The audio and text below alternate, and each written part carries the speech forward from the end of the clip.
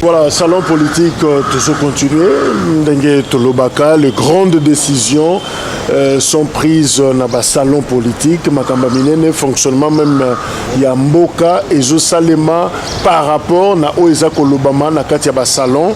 Et voilà, Tobimi, dans le jardin, pour na Kosololana invité Nabiso, Jérémy Ndjoku.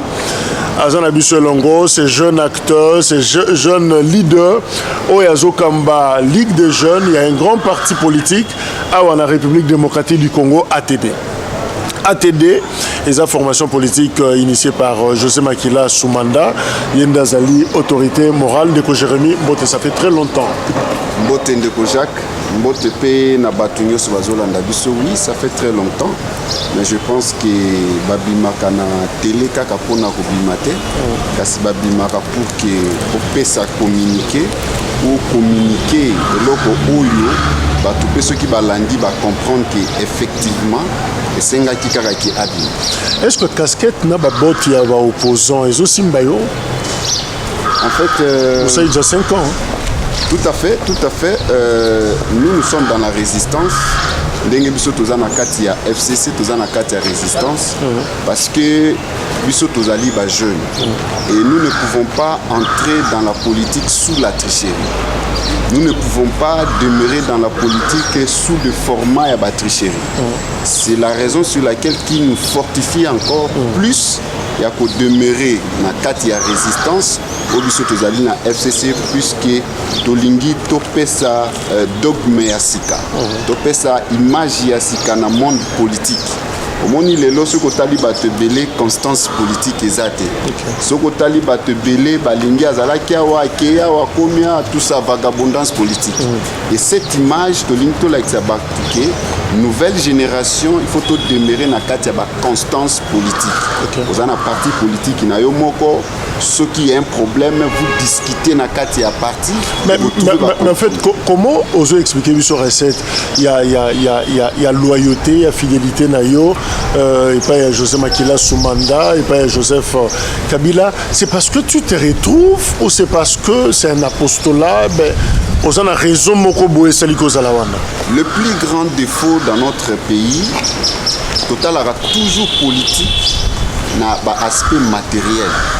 Or en principe adhésion dans un parti politique les alliés évoqués par rapport à ma idéologie. Et moi, dans mon idéologie, dans mon parti politique ATD, c'est-à-dire Alliance des travaillistes congolais pour le développement, les a prôné sur les valeurs du travail.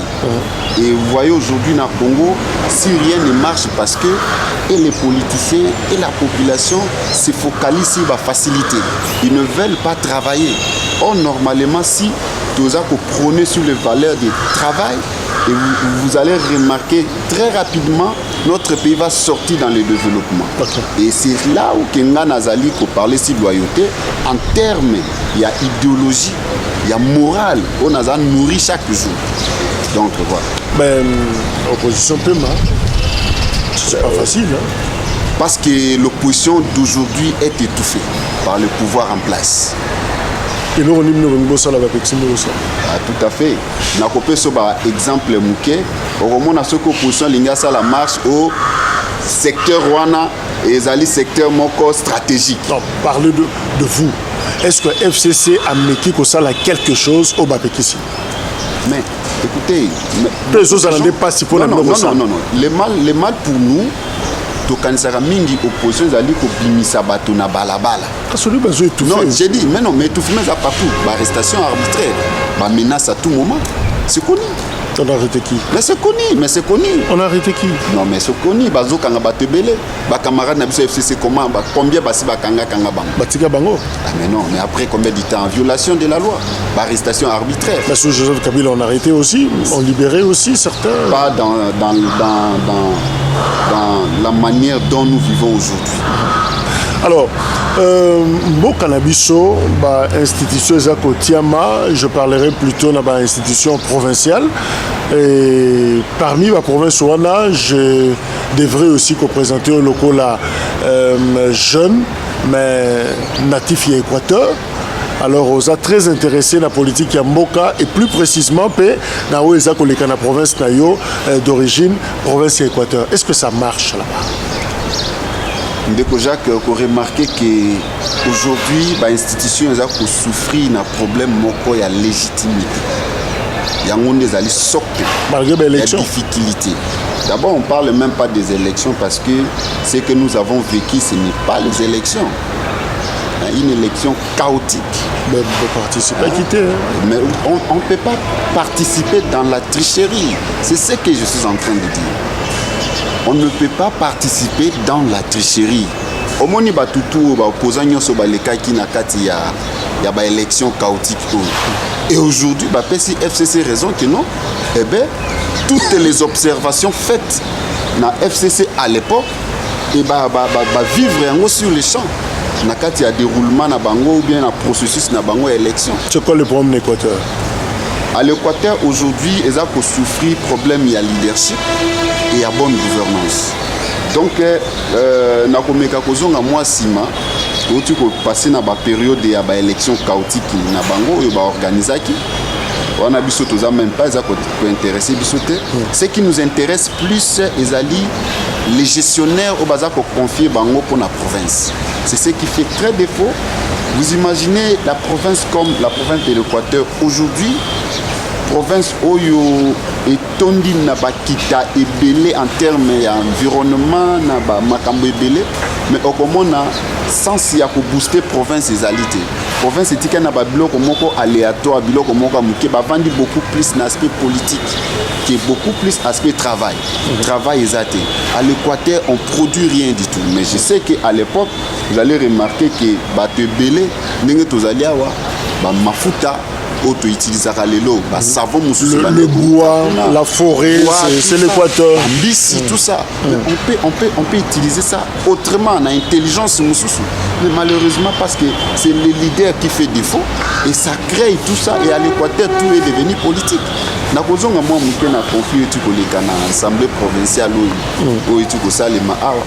remarquez que les grands leaders, vous voulez amener les changements dans votre province. Vous êtes entre guillemets, vous prétendez être des grands, mais il faudrait d'abord prendre l'initiative. Il y a Koyo Kakapé. Tant que vous êtes grand leader, vous êtes un Nazolo Baba Obato, il y a Union Sacrée. Le grand leader, il y a Union Sacrée. Ou Bakitaki na Équateur, puisqu'il y a pour renverser le pouvoir, il y a l'actuel gouverneur, il y a Équateur Bobo. Commis avec stratégie à imposition. Évidemment, pendant la tractation, on a vu Jean-Pierre Bemba faire l'Équateur, on a vu Guy Luando faire Mbandaka également. Ils sont descendus à Mbandaka au lieu d'écouter les députés provinciaux. Ils n'ont pas pu écouter les députés provinciaux, mais plutôt ils ont imposé aux députés un choix. Vous allez voter X. Pendant que vous n'avez même pas volonté, il y a des députés. Et les choix, c'est le choix qui fait défaut. Et début, je te comprends. En tout cas, pour ceux qui ne sont pas de l'Équateur, comprendre ce qui se passe. Comment les députés provinciaux au Bazan a mandat, il y a Moka, il y a peuple. Na batu bauti Kinshasa, membre gouvernement de personnalité baye. En fait, imposition yo sale manenge nini. Ba tie revolver na mutu, bakangi singana kingo. En fait, c'est comment on peut t'imposer? Voilà, Ndeko Jacques, vous savez, nous sommes en politique et en politique, il y a des dessous des tables. Quand je parle de l'imposition, c'est-à-dire que Ndeko Jacques, vous allez moto aux ana domaine nayo. Et aux ana méandre nyonso, il y a domaine nayo. Et puis, nganaza du domaine tenaye mbala moko na bandi ko yebisa que non, désormais tu vas commencer à faire ça au lieu de ça. C'est ce qu'on appelle l'imposition. L'imposition c'est qu'il faut bâtir mundo qui non. Quand les leaders vous descendez dans la province, et Sengel au niveau renverser l'autre pouvoir, mais batou n'arrête. Moutounani peut-être à Tokyo ko ça la confiance. Et ces gens-là, peut-être, non, par exemple, Jérémy Ndjoku, confiance. C'est à ce moment beaucoup Bandasiko travaille. Mais quand vous venez, vous dites que non, nous avons un candidat qui s'appelle tel et nous souhaiterons que Binognon soit voté. C'est normal en politique. C'est normal en politique.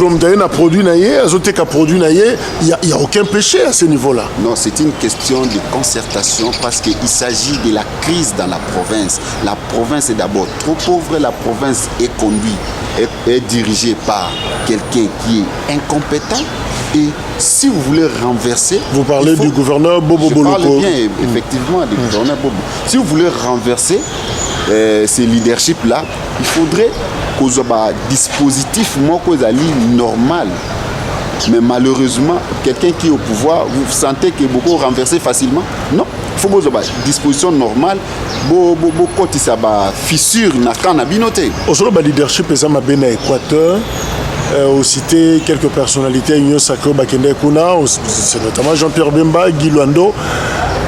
Namoni au fini longi à Kolobake, leadership est Mabé, Équateur est pauvre, Makambo est malamouté, oui, on sait que la province de l'Équateur est listée parmi les provinces malades, où est vraiment pauvre, Makas Nakati, il y a Mbo Kanabiso.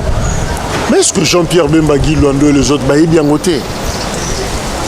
Bon, to yonde ozolingo amplifier situation yozo le leadership eza mabe soki ezaki mabe bango banga bayeba te kaka yondo lingo oyeba. Bon, ndeko Jacques ngai beaucoup plus soko moni na bande mission na zara na nature moko ya kokima ko personnaliser ba idée na ngai parce que interprétation ça toujours mal. Je parle dans quel sens que na mona ki ndenge basala ki ba démarche na bango ba kulutu na biso wana nyoso basala ki ba démarche na bango afin de renverser leadership ya Bobo. Mais problème maintenant oyo c'est posa ki ezali leur démarche, c'est-à-dire que au lieu ça la concertation à niveau de la province, se renseigner et la population et même les députés provinciaux parce que bango batwaza censé à voter, ça la bloc moko na sens que luka choix oyo et ko frustré quand mususuté. Malheureusement porter un mauvais choix. Bazuit choix oyo professeur Mboyo, un choix qui frustrait les autres. Un choix, ceux qui sont députés, mais professeur, c'est comme s'il était déjà gouverneur. Autant il y a niveau il y a conseil il y a voilà, c'est ce que je suis en train de dire. Déjà un choix qui faisait défaut. Or, vous voulez renverser celui qui est au pouvoir. M. Bobo, il était encore gouverneur. C'est-à-dire que Azana va méandre, Azana va stratégie, il pas qu'on mettre en place pour que Atika la pouvoir. Donc, si vous voulez renverser, il faut faire un choix louable, un choix connu de tous et tout le monde applaudit. J'ai l'impression qu'on dirait un choix en gros. On dirait moi idée boyé un profil qui bon c'est l'équipe mais est-ce que le bango peut-être pour na yo et non aujourd'hui citer les noms ça serait un peu compliqué, mais aujourd'hui l'Équateur a besoin d'un leadership éclairé et quelqu'un qui maîtrise aussi la province et quelqu'un qui va instaurer la paix à l'Équateur. Bobo Boloko n'a pas ses profils. En tout cas, même pas un tiers de ces profils. D'abord, c'est un diviseur. À l'Équateur aujourd'hui, je suis parti au mois de décembre aller enterrer ma mère. Mais je vous rassure qu'on a coupé qui l'Équateur, c'était catastrophique. Ville Mbanda qui a séparé dans deux camps. Kambobo, Kambaye. Et si vous marchez avec les Kambobo, c'est l'ancien gouverneur. Et si vous marchez dans les Kambobo, les Kambaye ne vont pas approcher. Sauf que moi, Kambaye, les Kambobo vont pas approcher. Il y a vraiment division. Et aujourd'hui, au moment que je vous parle, il y a eu même Bobo depuis va confirmer, ils ont continué l'arrestation arbitraire dans la ville Mbanda. Juste pour étouffer la jeunesse, de ne pas parler, de ne pas revendiquer les droits. Mais déjà, profil, déjà, il fait défaut. Azan Moutoya Kimiate. De deux, profil a mis balai en termes de compétences. Au moins, il n'y a pas en fonction de diplôme et consomme. Parce que l'intelligence n'est pas le diplôme. L'intelligence, il faut d'abord monter dans la capacité à trouver des solutions. Il y a des situations qui vont apparaître. Mais malheureusement, depuis le Kobo Bakomi, même les routes où ils ont construites dans la ville de Mbandaka, c'est le fond là au niveau national. Le niveau provincial ne produit rien en fait. Aujourd'hui, vous avez un gouverneur, lui-même Azali agent et à DGI, lui-même Azali agent et à DGRPEC, lui-même a comme oussier de la justice, lui-même Azalara procureur. Donc il joue tout le rôle à l'Équateur. Parce que le agent terrain, le chef côté dans la bureau climatisé, bima, abimi. Comme il souma. Un gouverneur qui part même aller compter le nombre de filles, pas ma fille mais bidon. Bidon il y a carburant si c'est dans Brazzaville, il est dans l'Équateur et le gouverneur est en train de compter et puis il a taxé. C'est une honte de projet. Non mais ce qui est une honte, on le dit pour ma compétence, notamment. Mais pourquoi Bobo a se distingué na longévité na une poste wana? Voilà. En tout cas, c'est le gouverneur, curieusement, à Oumeli Makassi. José Makila Soumanda a Oumela quitté, pas plus de 2 ans. Jean-Claude Bayende, intérim, plus Yemoko en 300, ça n'a pas fait plus de 5 ans. Oyekozo a Koyagale, évidemment, pour des raisons naturelles, santé, tout ça, à Kendaki. Et voilà, donc, dans l'Équateur, on n'a pas eu un gouverneur où un sali tant est belé, locaux là, Bobo Boloko. Alors, secret na yepo na bine Rosani. On ne change pas l'équipe qui gagne. Je pense que Makamonazo le baoye sous Kobaki c'est l'anga lisusu sagesse mususu. Au sali constat qu'il y a parmi les gouverneurs ou à Oumeli mais na pouvoir. Mais il a fait plus de 4 ans, 5 ans. Oui. Il a plus de 7 ans. 7 ans. En tout cas, à moins qu'elle s'est trompé, mais depuis José Makila, Tissiko Moutassali, 7 ans, Yemoko Boye n'a pas posté un gouverneur équateur à Zate. Pourquoi ne Bobo à Zate? Tout simplement parce que c'est un produit fabriqué avec beaucoup de vide. Beaucoup de vide. C'est-à-dire ça, que. C'est fort. Mais je vous dis, c'est un produit fabriqué, mais avec beaucoup de vide. C'est-à-dire que à chaque fois qu'on a soulevé voix, la logique des choses, et puis bisopé, voilà. Donc si aujourd'hui, on a respecté l'ordre, fabricant la raison c'est laquelle aujourd'hui na Kinshasa yosi oyoka déjà na province de l'Équateur le gouverneur Tomboli Mungongo nde toyoka ba gouverneur mususu azoloba jusqu'à présent rétrocession na province yakate la province pauvre jour où nous sommes de Kobo Bazolela par exemple kolela kino niveau central botine la biso pe bambon on a biso à rétrocession 15 jours. Jamais comment on a mobiliser le service de communication à Kinshasa pour valoriser la province Équateur et puis pour déplorer le comportement et puis pour senga l'Isungi pour la province Équateur. Jamais. Mais s'il s'agit de toucher sa personnalité, son fauteuil, à ce moment-là, donc tout ça. Le problème de Kobo Bazo ou Melalelo na Ebonga nae ezali azali parmi les gouverneurs où bazotia Kinshasa mal à l'aise té bazotia bakonza Kinshasa à l'aise il y a des ranjaka bangote à tout naka où ezali ba droit inter local la rétrocession. Mais c'est que ça qu'on s'est retrouvé à Ebi qu'on s'organise lui et son équipe mais pas la population maintenant. Non, la gouvernance ça dit à Ebi oh peut-être Kinshasa mais les gens ne sont pas payés. On est là qu'on pleurnicher on a ba hôtel na Kinshasa mais tant mieux. C'est une honte. Bakatine c'était ba sali comme ba ministre provinciaux marche à pied. Les ministres provinciaux. Tandis que je me rappelle à l'époque de Makila, Atika qui ministre provinciaux avec Jeep, pompé neuf, 4x4, Prado. Aujourd'hui, en 2024, les ministres font pied. Les ministres Makolo. Les ministres 8 mois, 9 mois en paiement. Dans le cabinet, les gens ne sont pas payés. Il n'y a que lui et quelques personnes, lui et sa famille et quelques personnes pour se réjouir dans la province. Contraste. Batuazo Tambola Makolo, Batuazo Futamate, mais c'est le même Bobo qui revient. 7 ans, au lobby Aza, produit fabriqué, oui, par les députés provinciaux. Non. Non, mais légalement, on est pour le gouverneur. Mais j'ai dit par Kinshasa. Par Kinshasa. Député, il y a Équateur, pour cette fois-ci, lui-même Bobo. J'ai suivi même candidat Bayoko Alobi Angoyo Moko Bobo Kuna Nambanda et Sabango Kino. Baza pour rassurer na Kinshasa, c'est pas ya secrétaire général Kabouya et aussi monsieur Peter Kazali. Oui, Azalaki, ministre intérieur à l'époque. Jérémy, posa politique. Ouais. Qui n'a pas d'appui politique? Non.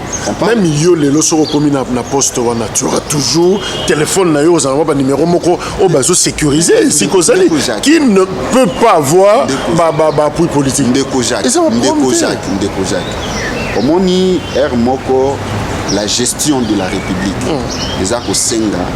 Même omoni le loso komoni ozomona ndeko Mwana Mboka, président de la République, Mwana Mboka, président de la République, c'est ce que dit Tulombaza pour échouer. Pourquoi? Parce que le problème est à l'Ikamboyaba. Au Lebotia Bato Bazali compétent, na place qu'il faut, Bino Boza Kotia ba faible. Et la raison sur laquelle appui politique, ce n'est pas mauvais. J'ai le maloba. Pour critiquer, ça va bien. Oui, tout à fait. FCC Boutos en a pouvoir qu'à la milité. José Makila Zaki n'a pouvoir qu'à la milité. Les lobes comme une opposition. Le bin de Tshisekedi a échoué parce que Zotia Bato Bakokité. Mais Bobo Boloko, gouverneur Équateur, Mbala Liboso Naye, a comme gouverneur, il y a province Équateur. C'était pas Kabila. Mais moi j'avais critiqué. Je crois que c'était Mova qui était secrétaire ministre intérieur. Il y a des images que moi j'ai critiquées. Arrivé à Bobo, à la tête de la province de ça dit, ce qui n'a qu'une logique, et Kabila, et Tshisekedi, en tout cas, et le FCC, et peut-être l'Union sacrée, aujourd'hui, vous avez commis l'erreur Moko. Parce que Bobo était PPRD à l'époque. Aujourd'hui, il est UDPS. Non. Si c'est un mauvais produit, Binobo goûter un produit. On ne corrige pas une erreur à une autre.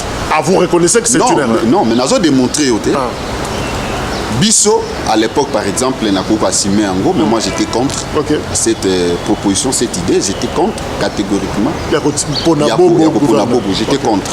Et quand il est arrivé, Namoni, président de la République, Yassika Aye, moi Namboka Félix, c'est-à-dire qu'il faut amener aussi nouvelle énergie. Mais tant que Moni qui déjà la population va décrire que Montana est incompétent, binobo réhabilité, parce qu'à côté qui n'a IDPS. Aujourd'hui, Bobo Bolokaza n'a IDPS, produit de l'IDPS.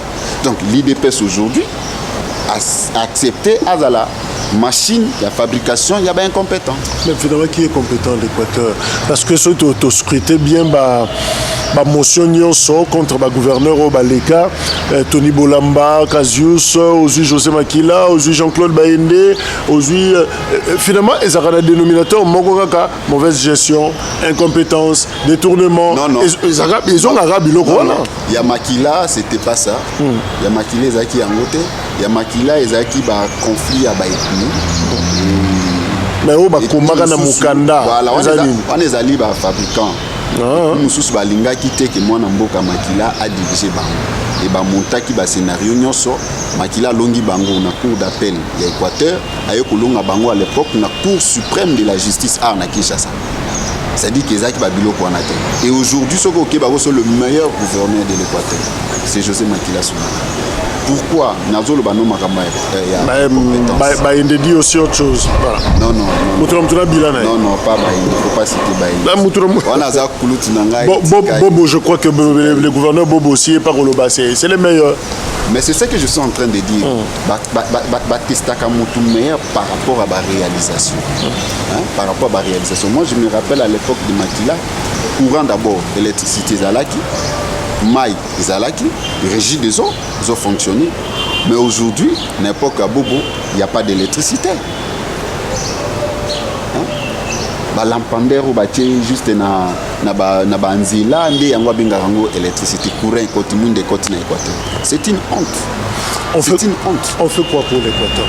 Ils ont le Bissa Congo trop. À l'Équateur, c'est une question de profil. Il faut d'abord te reconnaître que nous sommes dans une province la plus pauvre. D'abord, il faut reconnaître. Parce que ceux qui reconnaître faille na défaut na yo de mon côté, il sera difficile pour te changer. Si nous reconnaissons que nous sommes une province pauvre, et là à ce moment c'est déjà un bon début. et tu vois qui placer à la place qu'il faut pour booster, pour remonter. La personne comme province de l'Équateur est reconnue comme une province agricole. Province de l'agriculture. Mais aujourd'hui, depuis Ndekobo Bazana pouvoir, à Salida Bilanga, combien est place? Même pas.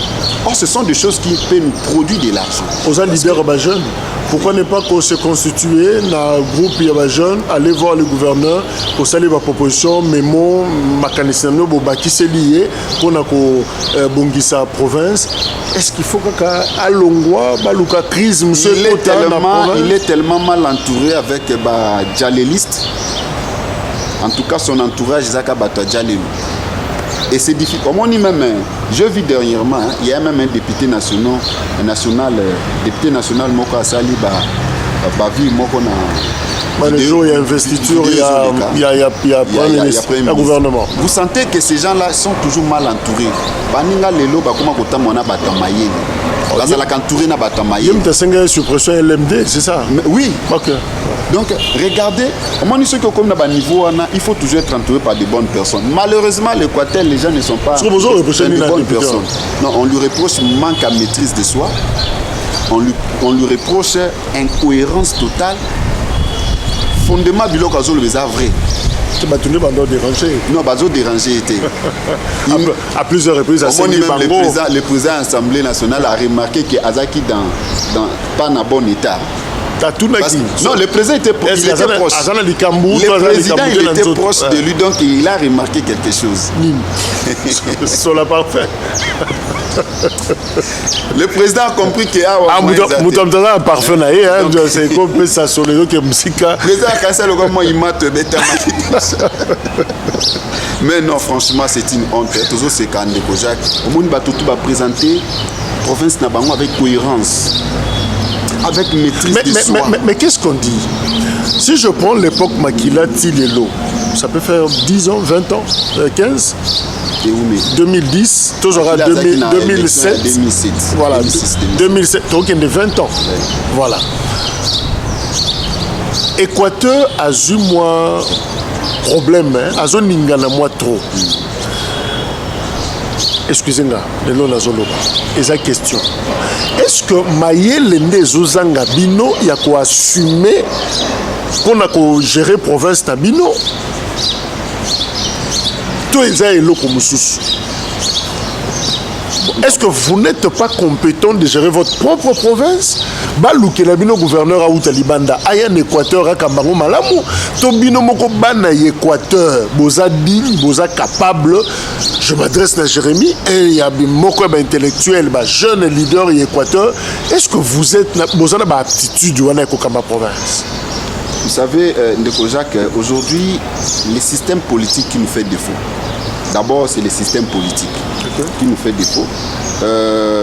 Aujourd'hui, tu peux être... Oser répondre à un critérium nyoso. Mais quand tu n'es pas dans l'obédience, il y a camp politique et à pouvoir, automatiquement, c'est d'office. Vous avez écarté. Or, nous devons changer notre système politique. Quelqu'un, il peut être de l'opposition, mais s'il peut apporter un plus pour le pays, pour la province, vous pouvez aussi lui solliciter. Ce qui fait défaut d'abord, le système politique. Je te soumets à l'exercice rapidement. Et vous continuez dans ma raison. Citez nos 5 noms. Potentiel aux hommes, même l'avenir, ceux qui vont toucher Bango, Pionwana, ça peut sauver l'Équateur. En termes de leadership. Je dirais d'abord. Un d'abord, d'abord Nayo, Ngamoko d'abord. Ok. Jérémy Ngamoko d'abord. 2. Jérémy Nzoku. Ok. Nakopé ça peut chance na bagé na ngamisu na kotanga ba kombote ba jeune pe bazali capable. Tozali na ndeko na biso wa mwana mboka pe Christian Bosembe. Ok. L'actuel président c'est ça. Tozali na c'est un jeune compétent. Toza ba jeune belé au ba koiko kamba Équateur. Ce sont des jeunes. J'ai l'impression que j'ai évité bilongi muso kala ba kombo ba mikolo ozo mingi ba jeune donc souci les renouvellement car ma changer. C'est notre génération que nous sommes censés à sauver province wana. Ok. Ouais. Parce que les lots ce que sa papa mon colo mon papa comme gouverneur à mon nom comme insulte. Il ne va pas accepter. Vit son rang, vit tout ça et à mon nom comme insulte. Et c'est là que je vous dis que Aujourd'hui, province wana faut simba mandé na ba jeune locaux la biso. Je comprends pas comment là, qu'est-ce qui vous bloque? Voilà, j'ai dit le système politique. Le système politique qui fait défaut. Et quand Batalio, Monique et Jacques a compétent, tout ça, Batalio, tu peux manipuler bien tes. On peut soit titre. Maintenant, le système politique cherche les manipulables. Nous, tu peux manipuler facilement. À tout moment, on a besoin d'argent, on peut l'appeler, il peut exécuter. Voilà. Carabino dit manipulable et d'autres provinces, le Fifi Masuka, Daniel Bumba, la province, Carabino en Équateur manipulable. Les autres là manipulables. Même de Kojak. Aujourd'hui, tu as total à ma élection et les Kinabagou. Même quand tu as le Congo central là. Moi je suis jeune et belé à Congo central Bazolé là. Que les jeunes là promouvoir aujourd'hui n'est pas compétent. Grâce à Bilolo. Mais le système politique se décide que lui doit être là. C'est là que je vous dis que c'est un problème de système politique. Système politique, ils sont malades. Oui, qui fait défaut. Alors je te trouve la solution, on change la constitution. Pour revoir ces systèmes politiques malades. Non, Ndekojak. Comme on dit, changement et la constitution d'abord, je voudrais dire aux gens qui nous suivent, d'abord c'est reconnu dans la Constitution qu'on peut changer la Constitution. Voilà. D'abord, c'est reconnu. Okay. Mais de Kojak, Motouni Zali, est-ce qu'on peut changer la Constitution parce que quelqu'un se réveille un petit matin, il dit qu'on va changer? Ou on change la Constitution en fonction, il y a des méandres où il y a pour faire défaut. Il faut qu'on précise. Tant que FCC a changé en 2011, il y a Tongo, il y a 16 heures. Non mais c'est là que na bandi na lobby boyo. Na lobby que constitution ba changer kayango. Ils allaient reconnu d'abord na kati yango moko na constitution. C'est prévu. Ba changer ka. Mais FCC tango ba changer. Avec les éléments probants. Il vous dit par exemple l'élection de 2 tours. Nous faisons l'élection 2 fois dans la République locale à Congo, en tout cas, c'est faire saigner notre caisse. Un très bon calcul politique à l'époque pour coincer Etienne Tshisekedi, qui était candidat face à Joseph Kabila. Bon, à mon humble avis, ce n'était pas ça le cas. On ne peut pas faire une loi pour cibler X ou Y. Non. La loi est impersonnelle, on ne peut pas cibler quelqu'un dans la loi. Déjà, c'est un défaut, ceux qui comme concevoir la loi, il y a un cas qu'on a pour cibler X ou Y. C'est déjà un défaut. Mais vous l'avez fait. Non. Bino bo changer constitution. Non, on le dit, vous avez raison. Mais comment on peut prétendre qu'on soupçonne baninga que donc pour nayo bande quoi UDPS signaux sacré bon bango ba le but azana kunate les agines des questions à poser dans la diaspora. Vous pensez que nous sommes soutenir révision et la constitution bazan a raison té ndeko musi toza d'accord na yango mais il a donné des raisons. Non. D'abord, je ne suis pas du genre de personne procès d'intention vis-à-vis. Moi, j'ai suivi le président de la République. Je ne veux pas lui prêter les intentions. Okay. Mais j'aurais voulu que le président nous explique quel type de disposition qui fait défaut. Et nous allons discuter. Non, Nabi, c'est... Moi, personnellement, je suis juriste. Il y a par exemple l'article 10 qui parle de la nationalité congolaise. Okay. La nationalité congolaise est une et exclusive. Okay. Elle ne peut être partagée à une autre nationalité. Okay. Cette disposition-là fait défaut pour le développement, pour booster le développement de notre pays. Il faut ouvrir. Si vous dites que non, eh bien, nous sommes venus changer par exemple telle disposition. Mais quand vous dites que non, je n'ai pas fait ça parce que la condition qui me bloque, sans donner les dispositions qui vous bloquent. Ce n'est pas bien. Ça ne tient pas à l'Équateur parce que la constitution, le système. Non, je parle du système politique. Oui. Mais pourquoi changer le système politique, le jeu politique, il faut quoi? Non, mais la moralité. La moralité. La probité morale. Ça, c'est les principes, les respecter les principes de méritocratie. On est commis subjectivité non, parce que moralité. Mais qui te dirait qu'il y a la moralité méritocratie. Méritocratie. Pour être gouverneur, quels sont les critères, par exemple?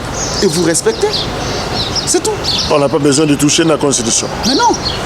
Non. Alors, Ndeko Jérémy, toujours qui est Tosukisa. Gouvernement, Etiami, Basagui na conseil des ministres à Liboso, ça t'a rassuré en tant qu'opposant, résistant? À mon humble avis, nous ne sommes pas là. Nous sommes les résistants. Romain différent à Congo. Non, mais nous sommes pas là. Romain est à Congo. Karamoko donc Magamba Congo. Ata Mulunge. Ata Mali les ans à Congo. Ata Maïton Télévision. Donc nous on a FC c'était le Kara. Donc ça dit on est Kuala Lumpur. On est bon vivre ailleurs. Et qui peut venir au Soudan. Non, non. Le gouvernement de la République. Mon objet est à l'ibinoté. Non. Na lobby boy. Et puis na bandeli. Opposé nga motuna nga la personne. Ok. Réponse. Dans le lobby, tout le monde gouvernement. Je n'ai rien à dire là-dessus. Je n'ai rien à dire là-dessus. Un sabotage là. Non, bonne chance. Il y a Bao Bazar promis. Bonne chance et bon travail. Peuple congolais a osé la bango Moussal. Bon, ça a changé. Ce qui est Sengi va passer le conseil. José Makila sous mandat, plusieurs fois ministre de la République. Pesa conseil na balé kinayo au bazou responsable. Makila gérer les transports. Oui. Ok. Alors, je prends seulement portefeuille à transport. José Makila face à Jean-Pierre Bemba, Pesa et Toli, parce que yo géré portefeuille avant Jean-Pierre Bemba. Oh, Ibsen. Ça, c'est la question réservée à son excellence José Makila Soumanda. Hein? On est la question réservée à José Makila Soumanda. Tout à fait, mais en qui il met toute son affection. Mais oui, sa connaissance n'est pas la mienne.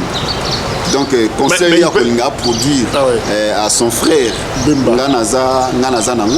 Mais le FCC a quelque chose à prodiguer comme conseil dans l'Union sacrée. Mais si on peut ça conseil chaque jour, quand on passe les émissions, tout ça pour dénoncer les mal.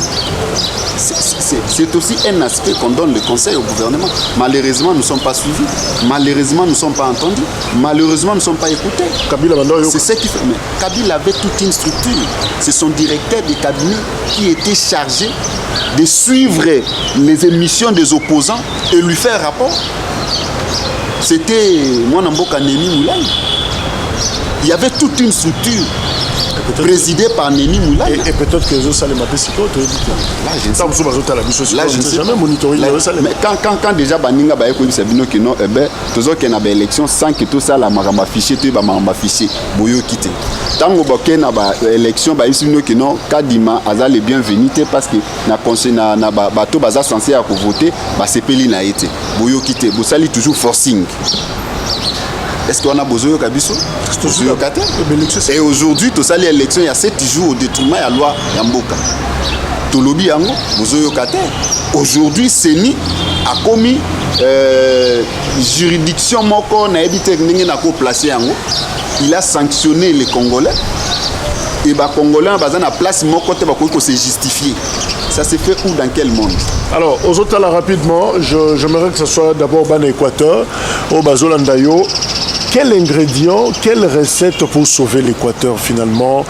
Entre la réputation à la province Tamino, ça laisse à désirer, ça pose énormément de problèmes. Et tu portes vraiment à cœur ta province. Chaque fois que tu écoutes un plateau, tu as une seconde sur l'Équateur, mais ça ne va pas. Selon le diagnostic au Yususala, qu'est-ce qu'il faut faire pour l'Équateur qui commence le rôle de la loi là, maintenant vitesse mourir malade. D'abord, il y a une disposition dans notre constitution, dans son article 198, alinéa 2. Les gouverneurs et le vice-gouverneur sont élus pour un mandat de 5 ans renouvelable une seule fois. Mais aujourd'hui, Ndeko Bobo Azana, ce qu'on a 3e mandat, validé par la CENI, validé par sa famille politique qui est l'IDPS, au détriment. Il y a la loi Yamboka, la loi mère qui est notre constitution. Somme gouverneur Mbalamoro, ça c'est 5 et 6. Au sali mandat Noya Liboso, au ko renouveler encore Mbalamoko, donc Mbalasimatan au ko renouveler 10 ans. Et si Ndeko Bobo a contacté une époque qui a Kabila, à ça qui 2 ans. Donc a exploité qui les 3 ans il y a prédécesseur. On constate comme un premier mandat. Le 2e mandat, tant que Félix a commis président, Azui a réélu comme gouverneur. L'élection il y a 2018. Assilisi Yango, en 2018, il y a l'élection 2018-2019. Assilisi Yango, ailleurs sous côté sous candidature, on a commencé sous gouverneur. Seni a validé, famille politique qui n'a union sacrée, va accepter, va soutenir. Ce que Bilo Kabotango biso toza komona na mboka. est-ce que mibeko ya mboka eza respecté? Mais il y a des juristes au moni yango oyebe sika cour ezalaka sali yango te. Mais je soutiens, je suis en train de faire des démarches avec un de mes frères azaki candidat gouverneur. Azako dénoncer yango biso to dénoncer yango. Est-ce qu'aujourd'hui ndeko Jacques omoni quand le chef de l'État lui-même a dit justice est malade sans qu'il y ait trouvé biso solution bongo biso to lobani. D'abord, un Équateur, tu as un problème sérieux que tu as la justice yamboka, va trancher les Camboana. Ndekobo, ça là qui premier mandat, deuxième mandat, c'est tout. À côté qu'il y a un troisième mandat. Donc le problème de l'Équateur, c'est Bobo. Aujourd'hui, c'est Bobo. Ok. Ça, c'est des un. Et pour le changement yamboka na biso, changement zaka moko. Donc on peut s'appeler conseil parce que moi, ceux qui gouverner baza élu, le président de la République qui signe l'ordonnance. Pour la base à l'investi dans le pouvoir na bango et là aussi nous avons que vous avez troisième mandat ya ndeko bobo nous ne voulons pas azala parce que ceux qui azalité tout ça là kende siko na mapone pour que moto azali compétent en tout cas il nous fait des fous voilà c'est fini pour la salon la République non mais la République vous avez un cara vous qui peut monter donc moyen tout non ma République et ça t'es yo le bima et côté la vision ndako et côté la vision t'es yo côté marambouana t'es alors merci c'est fini pour la salon politique Yalelo Toyambaki c'est jeune leader très efficace Jérémy Njoku Zakina Biso Longo Mokonzi ya Bilenge Topé Ligue des jeunes il y a ATD parti politique il y a FCC Zanakati FCC il y a Joseph Kabila José Makila Soumanda des leaders topé autorité morale il y a parti wana de Jérémy merci un mot pour l'autorité morale ouais. En tout cas pour la mboko betika mais pour l'autorité ok il y a pas de problème je salue mon autorité morale qui est José Makila Soumanda en tout cas un grand merci Aza toujours en Europe un grand merci pour la formation nyonso nous avons ça la pour na biso ba jeune nous sommes une génération différente et vous êtes une fierté pour nous et nous vous saluons là où vous êtes nous vous aimons beaucoup vous osez la résultat final ya monganga médecin ceux qui appellent si kaka go pour mona mona mboka José Makila Soumanda zoya na mabele na ye on a ko servir mboka na ye voilà et topé ce bambote belé bisika ozali et puis toza ko senga na ba jeune mususu oyo boza ba jeune leader boya ebele ko s'adhérer na parti na bino ezali ATD nous avons besoin de jeunes belés, de jeunes compétents. Il y a tout ça, la force pour nous servir le cannabis autrement. Voilà, ne nous quittez pas, les programmes continuent. Merci, au revoir.